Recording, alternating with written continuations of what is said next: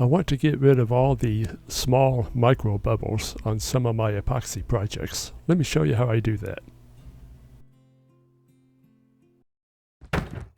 For small projects like these, I can put them inside of a pressure pot. I want to line the inside of my pressure pot with some press and seal first, so if I do have a leak during the process, it's not going to set up inside and make a mess that I can't get out. Since I have a curved bottom on the bottom of the pressure pot, I cut a piece of 1/4 inch plywood to fit down on it, give me a nice square level bottom in it. Instead of doing just one project at a time, I'm making some shelves to go on the inside so I can actually fit 4 of these crosses or Christmas trees in it at the same time. I had some leftover plexiglass from the camper project, and that's what I'm going to use to make my shelves out of. First, I want to take some painter's tape and line both sides of the plexiglass with, and that's going to do 2 things. It's going to give me something that I can mark on and see to cut my circles on, and it also keeps the blade from melting the plexiglass and just gumming up instead of actually cutting it. The inside diameter of the pressure pot is just over 8 inches, so I'm going to cut my circles just under that so I don't have too much trouble sliding them in and out when I have a project full of epoxy in it.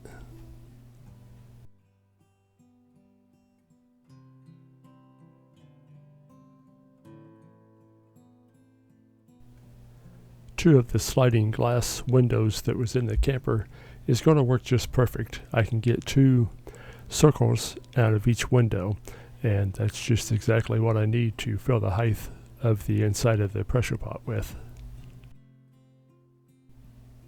If you're cutting plexiglass, don't forget to cover both sides with your painter's tape.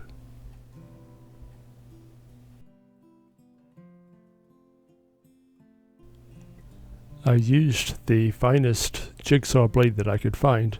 This one was actually to cut metal with, but it worked great on plexiglass.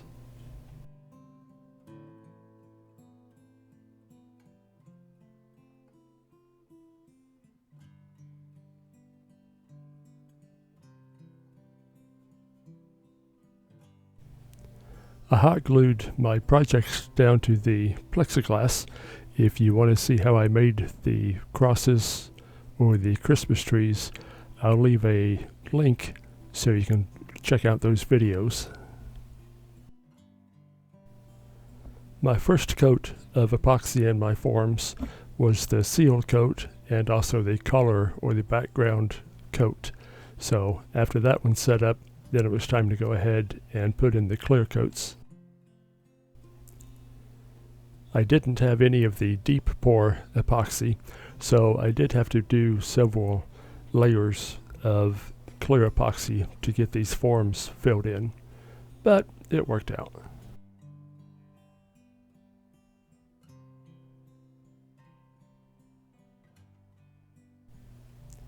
The pressure pot that I used is actually made for putting paint in and spraying paint. I did have to modify it just a little bit, but it works pretty good for what I'm doing.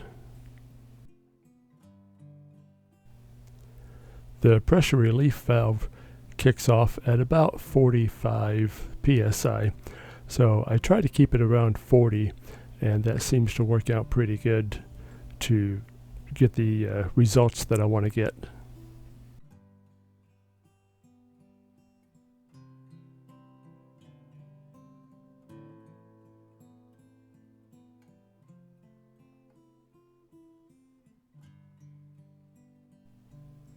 The lights appear to start flickering when you get zoomed in really close with the camera, so it's kind of hard to see how well this actually worked.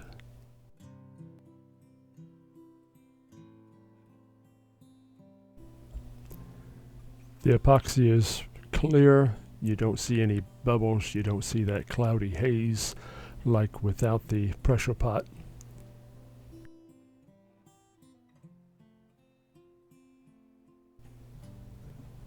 So what actually happened, as you can imagine, is when you apply the pressure while the epoxy is setting up, the pressure actually condenses the air bubbles to a small enough unit that you really can't see them.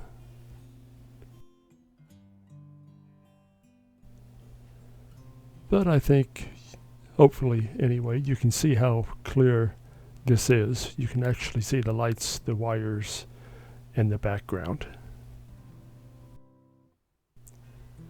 Because I didn't have the deep pour epoxy, I had to pour 3 different layers, 4 if you count the background, to get the mold filled up to the depth that I wanted.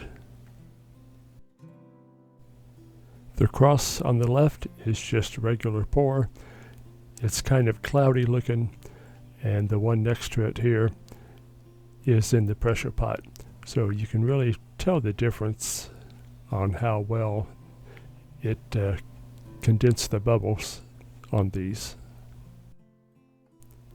I thought it was kind of neat how this worked to make the epoxy more clear. I hope you enjoyed the video. If you haven't had time to subscribe, go ahead and do so. I'll leave a link to the how you make the crosses and the Christmas trees on here. Thanks for watching. We'll see you on the next one. Bye.